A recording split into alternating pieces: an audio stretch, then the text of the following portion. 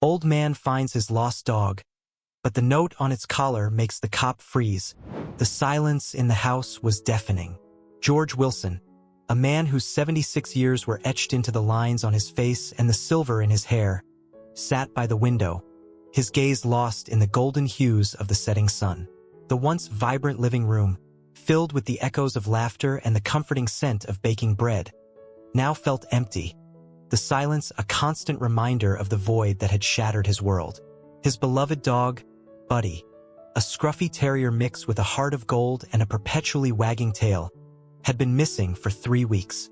3 agonizing weeks of searching, of posting flyers with Buddy's goofy grin plastered across them, of calling animal shelters and veterinary clinics, of walking the streets, calling his name until his voice grew hoarse, each passing day adding another layer of despair to his weary heart.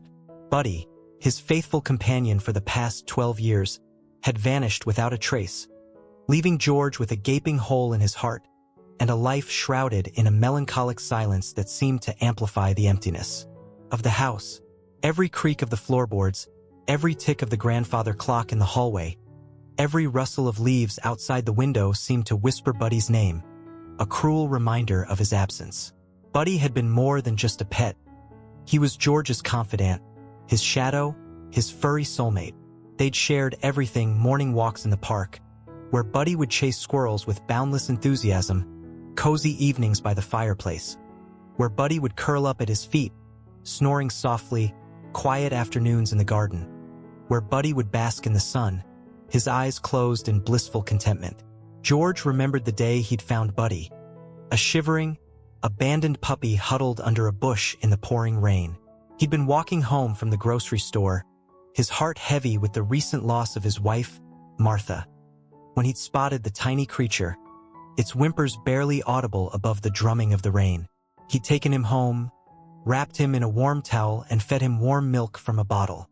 He'd named him Buddy, a fitting name for the companion who would become his constant shadow, his loyal friend, the furry lifeline that pulled him from the depths of his grief. Buddy had filled the silence that had enveloped George's life after Martha's passing. He'd brought laughter back into the house, his playful antics and unconditional love a balm to George's wounded heart. They'd explored the neighborhood together, Buddy sniffing every blade of grass, every fire hydrant, every interesting scent that crossed his path. They'd made friends at the local dog park, Buddy's infectious enthusiasm and playful nature endearing him to both canines and humans alike.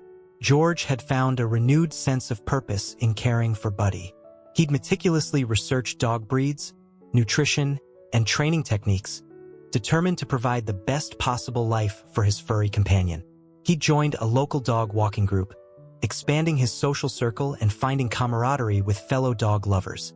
He'd even taken up agility training with Buddy, their shared enthusiasm and clumsy attempts at navigating the obstacle course filling their days with laughter and a renewed sense of vitality.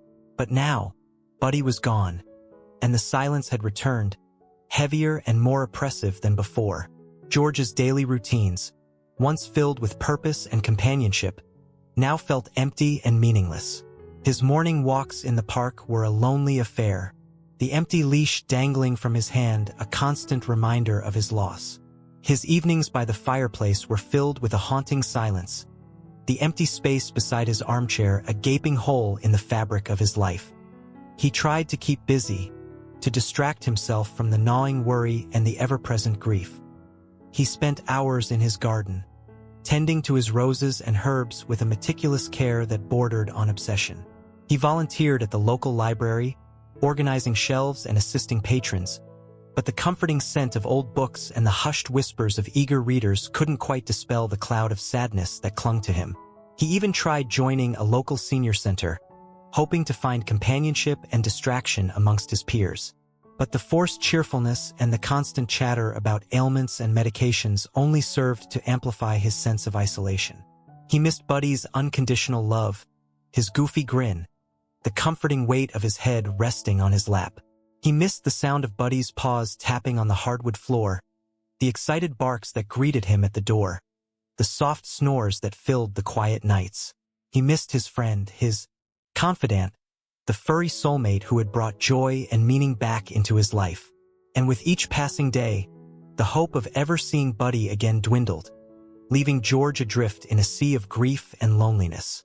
One dreary afternoon, as George sat by the window, staring out at the rain-soaked street, a flicker of movement caught his eye.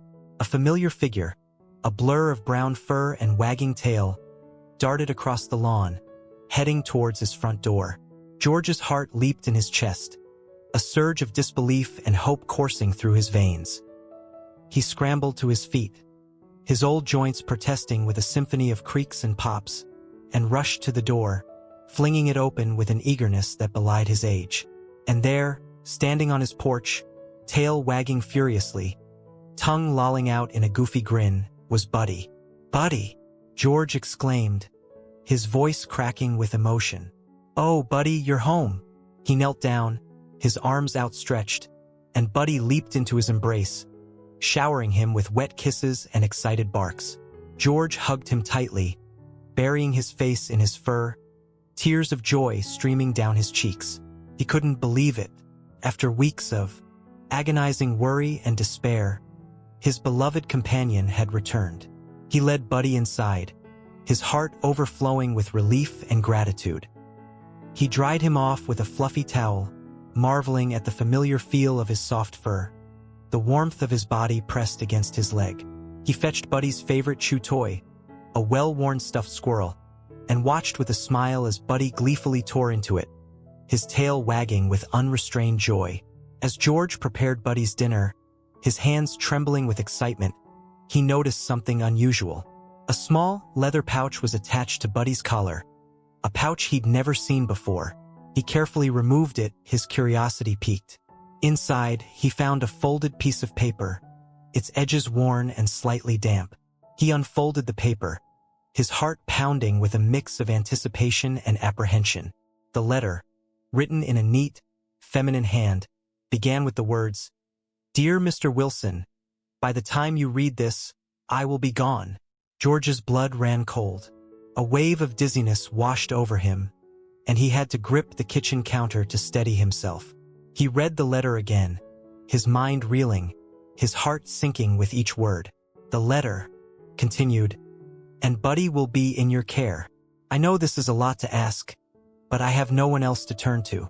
Buddy is my dearest companion, my only family, but I am ill, and I don't have much time left.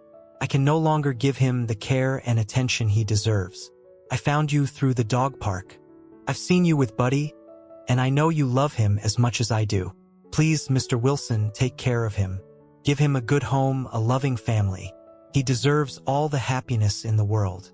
Thank you, Sarah Miller." George stared at the letter, his mind a whirlwind of confusion and grief. Sarah Miller. The name was vaguely familiar. He'd seen her at the dog park a few times. A quiet woman with kind eyes and a gentle touch.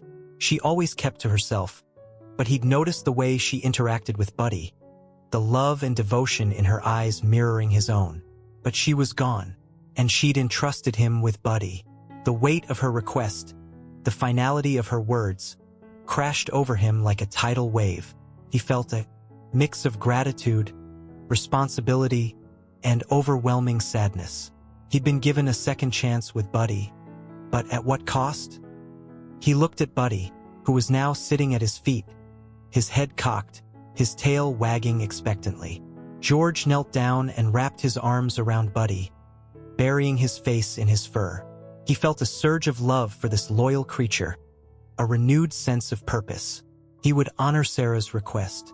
He would take care of Buddy, give him the best possible life. He would make sure Buddy never felt alone, never felt unloved. But first, he needed answers. He needed to know what had happened to Sarah, why she had felt compelled to give up her beloved companion. He needed to understand the circumstances that had led to this unexpected reunion, this bittersweet twist of fate. He resolved to find out the truth, to unravel the mystery behind the letter, and honor the memory of the woman who had entrusted him with her most precious gift. The letter haunted George. Sarah's words, "By the time you read this, I will be gone," echoed in his mind, a constant reminder of the unknown fate that had befallen this kind woman who had entrusted him with her beloved Buddy.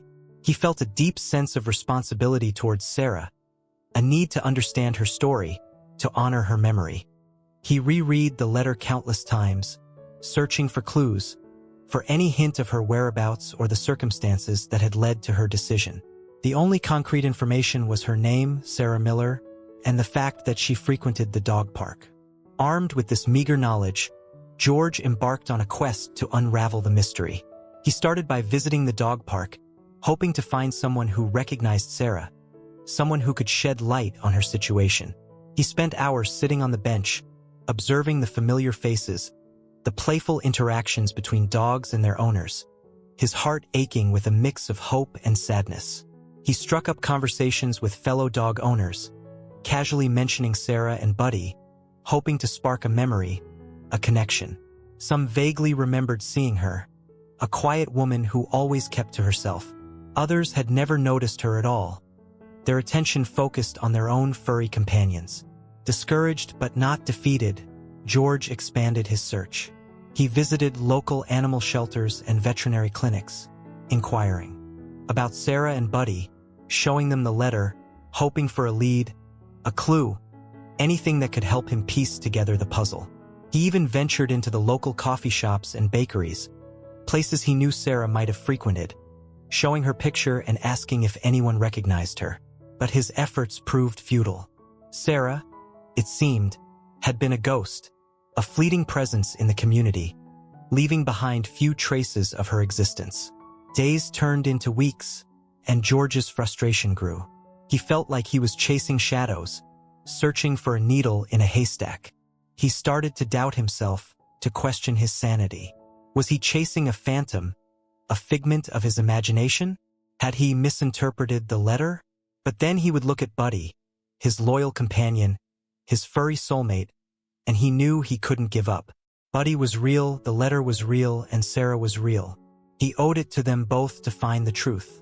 One evening, as George sat on his porch, watching the sunset paint the sky in hues of orange and purple, a familiar figure approached his house. It was Mrs. Henderson, his elderly neighbor, her face etched with concern. "George," she began, her voice hesitant, "I know you've been searching for answers about Sarah Miller." George nodded, his heart pounding with a mix of hope and apprehension. "Well," Mrs. Henderson continued, "I think I might have something that could help you." She explained that she had been sorting through some old photographs when she stumbled upon a picture of Sarah. She recognized her from the dog park, and she remembered seeing her with Buddy. "But that's not all," Mrs. Henderson said, her voice lowering. "I also remember seeing her with a young woman, a few months ago. They seemed very close." George's heart leaped with renewed hope. A young woman? Could this be the key to finding Sarah? Mrs. Henderson provided a detailed description of the young woman, her appearance, her demeanor, even the car she drove. George listened intently, his mind racing, trying to connect the dots, to piece together the puzzle. He thanked Mrs. Henderson profusely, his heart filled with gratitude for her unexpected assistance. He felt a renewed sense of determination, a surge of hope that he might finally be on the right track. Armed with this new information, George resumed his search. He visited local businesses, showed them the picture of the young woman, and inquired if anyone recognized her. He scoured online forums and social media groups, hoping for a lead, a connection, anything that could lead him to Sarah. And then, one afternoon, as he was browsing through a local community website, he stumbled upon a post that made his heart skip a beat. It was a missing person report, filed a few months ago, for a young woman named Emily Miller. The accompanying picture was the same woman Mrs. Henderson had described. George's mind raced. Emily Miller, Sarah Miller. Could they be related? Could Emily be Sarah's daughter, the young woman Mrs. Henderson had seen her with? He clicked on the link, his fingers trembling with anticipation. The report provided details about Emily's disappearance, her last known whereabouts, and contact information for her family. George's heart pounded with a mix of excitement and apprehension. He had a lead, a real lead. He had to contact Emily's family. He had to find out if they knew anything about Sarah, if they could help him unravel the mystery that had haunted him for so long. He reached for his phone, his hand shaking with a mix of hope and fear. He dialed the number, his heart pounding with anticipation. The phone rang, and a voice on the other end answered. "Hello." George took a deep breath, steeling himself for the conversation ahead. "Hello," he began, his voice trembling slightly. "My name is George Wilson. I'm calling about Emily Miller." The voice on the other end of the line belonged to a man named David Miller, Emily's father. He sounded weary, his voice heavy with worry and a hint of resignation. George explained about finding Buddy with the letter, about his search for Sarah Miller, and about the connection he'd made between Sarah and Emily. David was silent for a moment, absorbing the information. Then, in a voice thick with emotion, he confirmed that Sarah was indeed Emily's mother. He explained that Sarah had been battling a terminal illness for the past year, and Emily, her only child, had been her primary caregiver. Emily devoted her life to caring for her mother, David said, his voice cracking.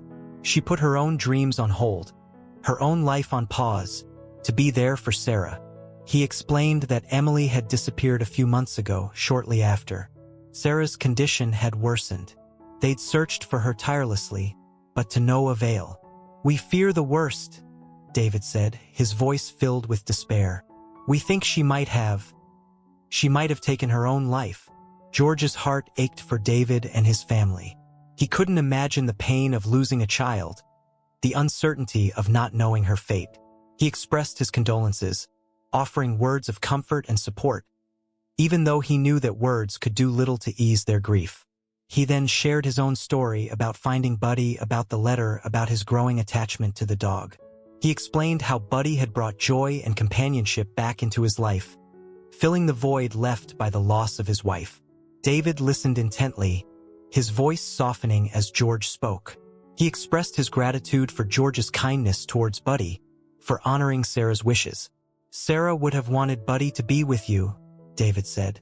"She loved that dog dearly, but she knew she couldn't give him the care he needed in her condition. And she knew you would love him and cherish him." George felt a wave of warmth wash over him, a sense of connection to Sarah and Emily, even though he had never met them. He realized that Buddy was more than just a dog. He was a symbol of their love, a living testament to their bond. He and David talked for a long time, sharing their stories, their grief, their hopes. They found solace in their shared love for Buddy, a connection that transcended their individual losses. In the days that followed, George continued to stay in touch with David, offering support and friendship. He learned more about Sarah and Emily, their lives, their dreams, their struggles. He felt a deep sense of connection to them, a sense of shared humanity that transcended the circumstances that had brought them together.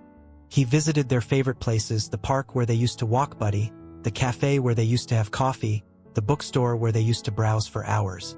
He felt their presence in those places, their laughter echoing in his ears, their smiles warming his heart. He even started volunteering at the local hospice, offering companionship and support to those facing the end of their lives.